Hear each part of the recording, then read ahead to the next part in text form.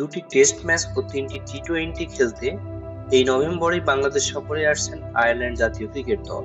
2023 সালের এপ্রিলের পর আবারও বাংলাদেশে টেস্ট খেলতে আসছেন আয়ারল্যান্ড।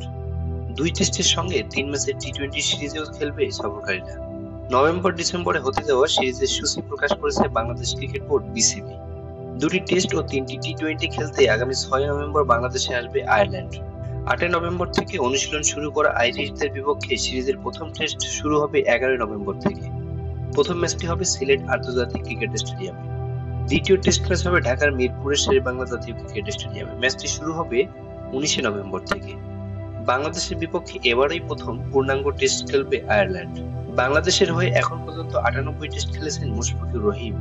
চোটে না পড়লে 2 টেস্টের সিরিজেই থাকবেন অভিজ্ঞ এই ব্যাটার। সবকিছু ঠিক থাকলে মিরপুর টেস্টই হবে মুশফিকের 100তম টেস্ট। বাংলাদেশের প্রথম ক্রিকেটার হিসেবে 100 টেস্ট খেলার কীর্তি করবেন তিনি। টেস্ট সিরিজ শেষে 3টি টি-20 খেলবে বাংলাদেশ ও আয়ারল্যান্ড।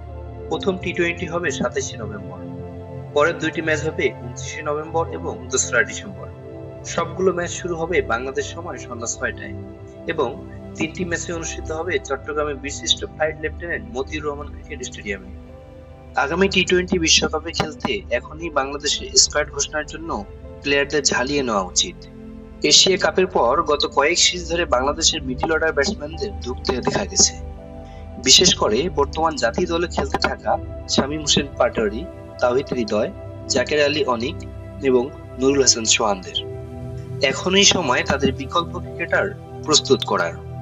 সেক্ষেত্রে আয়ারল্যান্ড সিরিজ হবে একটা উন্মুক্ত মঞ্চ।